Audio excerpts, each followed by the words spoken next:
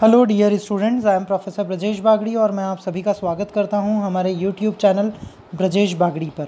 अगर आप लोगों ने अभी तक हमारा चैनल सब्सक्राइब नहीं किया है तो सबसे पहले चैनल को सब्सक्राइब करें और वीडियोस अगर आपको पसंद आते हैं तो लाइक करें, शेयर करें। कोई भी डाउट है तो कमेंट ज़रूर करके आप वो अपना डाउट क्लियर करें। So today we are going to continue with chapter 4 of mathematics class 10th quadratic equations. Quadratic equations की प्रीवियस एक्सरसाइजेज और एग्जांपल्स हम लोग सॉल्व कर चुके थे। आज हम कंटिन्यू करने वाले हैं exercise 4.4। So we are going to discuss exercise 4.4। Question number first क्या है question? Find the nature of the roots of following quadratic equations. If the roots are real then find them. ये method तो बड़ा आसान है, आप लोगों को मालूम भी है। क्या करना है? सबसे पहले आपको नेचर चेक करना है रूट्स का, और अगर रूट्स रियल हैं, रियल दो केस में होते हैं। सबसे पहला आप लोगों ने पढ़ा था कि डिस्क्रिमिनेंट जो है, अगर डिस्क्रिमिनेंट की वैल्यू पॉजिटिव होती है यानी कि ग्रेटर देन 0 होती है तो जो रूट्स होते हैं वो two distinct and real roots are there. Real भी होते हैं और डिस्टिंक्ट मतलब अलग अलग होते हैं। दूसरी कंडीशन हमने पढ़ी थी b² - 4ac = 0। इसका मतलब two real and equal roots are there. तीसरी कंडीशन हमने देखी थी b² - 4ac << 0, मतलब no real roots. No real roots का अर्थ होता है इमेजनरी रूट्स। ठीक है, तो यही कंडीशंस यहाँ पर अप्लाई करेंगे। यहाँ हम देख पा रहे हैं कि रियल रूट्स की ये दो कंडीशंस है। कौन सी है वो दो कंडीशंस? एक तो b² - 4ac ग्रेटर देन 0 हो या फिर b² - 4ac = 0 हो। दोनों में से कोई भी कंडीशन यहाँ पर हम अप्लाई कर सकते हैं। So this is the basic formula which you have to learn. ठीक है, ये कंडीशन आपको याद होनी चाहिए। इसमें से रियल रूट्स की कंडीशन ये है। ये दोनों कंडीशंस जो हैं ये रियल रूट्स को रिप्रेजेंट करती है। Okay, so first part 2x² - 3x + 5, ये एक एक्सप्रेशन गिवन है। और अब इस एक्सप्रेशन में आपको क्या करना है? इस एक्सप्रेशन में आपको सबसे पहले b² - 4ac फाइंड करना है, जो आप लोग जानते हैं। अगर आप लोगों ने पुराने वीडियोस नहीं देखे हैं तो आप पिछले वीडियोस भी ज़रूर देख लें। सो b² - 4ac की वैल्यू निकाली, आ गई नेगेटिव। नेगेटिव वैल्यू क्या शो करेगी कि no real roots are there. So no real roots are there, बस खत्म हो गया क्वेश्चन ही। सेकेंड पार्ट देखेंगे इसी क्वेश्चन का। This is the second part 3x² - 4√3x + 4 = 0। यहाँ पर फिर हम b² - 4ac की वैल्यू निकालेंगे, आ जाएगी 0। अब क्या करना है? आपको रूट्स निकालने होंगे। ये जो b² - 4ac की वैल्यू आई है इसके लिए अब आप रूट्स कैलकुलेट करेंगे। तो देखिए यहाँ पर रूट्स, जब रियल रूट्स होते हैं तो उसका फॉर्मूला होता है -b/2a एंड -b/2a। ये फार्मूला लगा के आप रूट्स कैलकुलेट करेंगे तो रूट्स आ जाएंगे 2/√3, ये आंसर आ जाएगा। Then third part of the same question 2x² - 6x + 3। Again यहाँ पर कंडीशन अप्लाई करेंगे। b² - 4ac, जब b² - 4ac की कंडीशन लगाएंगे तो आंसर हमें मिल जाएगा 12। यहाँ पर आंसर कितना मिल गया है? 12। इसका मतलब पॉजिटिव है। पॉजिटिव है मतलब रूट्स हैं, रियल है। तो अब यहाँ पर फिर फार्मूला लगाएंगे -b + √b² - 4ac/2a। इस फार्मूले में सारी वैल्यूज़ आप पुट कर दें। वैल्यूज़ पुट करने के बाद आपको फाइनल आंसर्स मिल जाएंगे ये 3 + √3/2 और 3 - √3/2। ओके, सो इस तरह से आपको ये तीनों पार्ट सॉल्व करने थे। Now starting question number second of the same exercise. Question क्या है? Find the value of k for each of the following quadratic equations so that they have two equal roots. आपको यहाँ पर क्या करना है?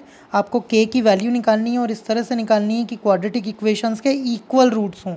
इक्वल रूट्स, अब याद कीजिए इक्वल रूट्स की कंडीशन क्या है? इक्वल रूट्स की कंडीशन है b² - 4ac = 0। यही इक्वल रूट्स की कंडीशन है। तो चलिए देखते हैं इसका सॉल्यूशन कैसे होगा ये क्वेश्चन सॉल्व।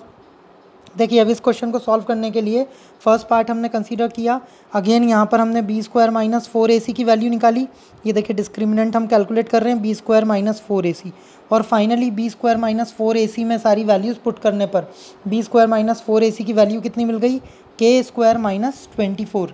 लेकिन कंडीशन क्या होती है इस इक्वल रूट्स के लिए? इक्वल रूट्स के लिए डिस्क्रिमिनेंट हमेशा 0 होता है, तो डिस्क्रिमिनेंट को 0 पुट कर देंगे। जब हमने डिस्क्रिमिनेंट को 0 पुट किया दैट मीन्स k² - 24 को 0 पुट कर दिया, सॉल्व किया तो ये आंसर आ जाएगा k = ±√24, यानी कि k = ±2√6। ऐसे ही अब हम इस क्वेश्चन का सेकंड पार्ट सॉल्व करेंगे। सेकंड पार्ट भी सेम प्रोसेस आपको अप्लाई करना है। अगेन आप सबसे पहले डिस्क्रिमिनेंट कैलकुलेट करेंगे। डिस्क्रिमिनेंट की वैल्यू यहाँ पर आ जाएगी 4k² माइनस 24k। अब इस डिस्क्रिमिनेंट को फिर आपने 0 पुट कर देना है। 0 पुट करने के बाद जब आप k को सॉल्व करेंगे तो आपको k की दो वैल्यूज़ मिल जाएगी। k की वैल्यू मिलेगी 0 और 6। ओके, तो अब जब k अगर आप 0 रख देंगे तो ये इक्वेशन का जो x² वाला टर्म है वही 0 हो जाएगा। तो फाइनल आंसर क्या हो जाएगा? k = 6। This is the final answer. और इस तरह से ये क्वेश्चन आपको सॉल्व करना था। Now next question, is it possible to design a rectangular mango grove whose length is twice its breadth. एक रेक्टेंगुलर मैंगो ग्रूव आपको डिज़ाइन करना है जिसकी लेंथ जो है ब्रेथ की ट्वाइस होनी चाहिए और एरिया है उसका 800 स्क्वायर मीटर। एरिया कितना है? 800 स्क्वायर मीटर है। Length is twice its breadth, length जो है वो ब्रेथ की ट्वाइस है। If so find its length and breadth. तो अगर ऐसा है तो लेंथ और ब्रेथ फाइंड कीजिए। क्या करेंगे? Let the length of mango grove be L. हमने लेंथ को क्या मान लिया? ब्रेथ को मान लिया है L. Breadth not length, breadth को हमने सपोज किया है एल, तो लेंथ हो जाएगी 2l। क्यों? क्योंकि यहाँ दिया है लेंथ जो है ब्रेथ की ट्वाइस है। अब एरिया होता है लेंथ इंटू ब्रेथ, मतलब 2l इंटू एल किया तो फाइनली एरिया की वैल्यू कितनी दे रखी क्वेश्चन में? 800। तो यहाँ पर ये इक्वेशन बन जाएगी 2l² = 800। ये इक्वेशन यहाँ पर बनेगी। ठीक है, 2l² = 800। इस इक्वेशन को सॉल्व करेंगे और इसको क्वाड्रेटिक फॉर्म में कंपेयर करेंगे। तो जब क्वाड्रेटिक फॉर्म में इसको लेके आएंगे तो बन जाएगी इक्वेशन l² - 400 = 0। ये इक्वेशन बन जाएगी। अब इसको जब जनरल इक्वेशन से कंपेयर करेंगे फिर यहाँ पर इसका डिस्क्रिमिनेंट निकालेंगे तो डिस्क्रिमिनेंट इसका कैसा आ जाएगा? डिस्क्रिमिनेंट की वैल्यू आ रही है यहाँ पर 1600 मतलब पॉजिटिव वैल्यू है। पॉजिटिव वैल्यू है, इसका मतलब इज़ इट पॉसिबल, क्योंकि इन्होंने हमसे ये नहीं पूछा था कि लेंथ और ब्रेथ क्या है, इन्होंने पूछा था कि बताओ क्या ये पॉसिबल है या नहीं। तो हमने ये बता दिया डिस्क्रिमिनेंट की वैल्यू पॉजिटिव निकाल कर कि यस जो कंडीशन क्वेश्चन में गिवन है इट इज़ पॉसिबल। अब ये सेकंड क्वेश्चन बोल रहे हैं अगर पॉसिबल है तो बताइए लेंथ और ब्रेथ की वैल्यू कितनी होगी। अगर पॉसिबल है तो बताइए लेंथ और ब्रेथ की वैल्यू कितनी होगी। ठीक है, तो अब यहाँ पर हमें लेंथ और ब्रेथ की वैल्यू निकालनी है। तो लेंथ और ब्रेथ की वैल्यू निकालने के लिए अब हम क्या करेंगे? यहाँ पर लेंथ और ब्रेथ निकालने के लिए इस इक्वेशन को आगे हम सॉल्व कर लेंगे। जो इक्वेशन थी इस इक्वेशन को आगे सॉल्व करेंगे तो L की वैल्यू मिलेगी 20, इसका मतलब ब्रेथ हो जाएगी 20 और लेंथ हो जाएगी 40। Now next question number 4, is the following situation possible. देखिए अगेन यहाँ पर क्वेश्चन पूछा गया है क्या ये सिचुएशन पॉसिबल है। If so determine there present ages. अगर है पॉसिबल तो प्रेजेंट एजेस निकालनी है। अब कंडीशन क्या दे रखी है? The sum of ages of 2 friends is 20। दो दोस्त हैं, उन दोनों की एजेस का सम दे रखा है 20। Sum of ages of 2 friends is 20। 4 years ago the product of their ages in years was 48। अभी उनकी प्रेजेंट एजेस का सम कितना है? 20 है। और आज से 4 साल पहले उनकी एजेस का प्रोडक्ट कितना था? 48 था। ठीक है, 4 साल पहले उनकी एजेस का प्रोडक्ट कितना था? 48 था। तो क्या ये कंडीशन पॉसिबल है या नहीं ये बताना है आपको, और अगर पॉसिबल है तो फिर फाइंड करना है। सो देखिए, let the age of one friend be x। पहले फ्रेंड की एज हमने x मान ली, दूसरे फ्रेंड की एज हो जाएगी 20 - x। क्यों? क्योंकि दोनों की एजेस का सम 20 दे रखा है। तो अगर एक फ्रेंड की एज x है तो दूसरे की ऑब्वियसली 20 - x होगी। ठीक है, अब 4 साल पहले की बात करेंगे तो 4 साल पहले वाले दोस्त जिसकी एज थी x, उसकी 4 साल पहले की एज हो जाएगी x - 4। और दूसरा दोस्त जिसकी एज अभी है 20 - x, उसमें से भी 4 माइनस कर देंगे तो 16 - x हो जाएगा। अब उनकी एजेस का प्रोडक्ट करेंगे। ये देखिए दोनों को मल्टीप्लाई कर रहे हैं, प्रोडक्ट करते जा रहे हैं, फाइनली ये क्वाड्रेटिक इक्वेशन बन जाएगी। अब इस क्वाड्रेटिक इक्वेशन में से फिर ABC फाइंड करके हम डिस्क्रिमिनेंट कैलकुलेट करेंगे। देखिए डिस्क्रिमिनेंट कैलकुलेट किया है, डिस्क्रिमिनेंट की वैल्यू आ गई है -48। तो ये जो डिस्क्रिमिनेंट की वैल्यू आई है तो नेगेटिव है, इसका मतलब ये कंडीशन पॉसिबल है ही नहीं। जब पॉसिबल नहीं है तो आगे सॉल्व होगा ही नहीं। ठीक है, नाउ नेक्स्ट क्वेश्चन देखेंगे, क्वेश्चन नंबर 5। क्वेश्चन 5 पे कॉन्सेंट्रेट करेंगे। Is it possible to design a rectangular park of perimeter 80 and area 400 square metre.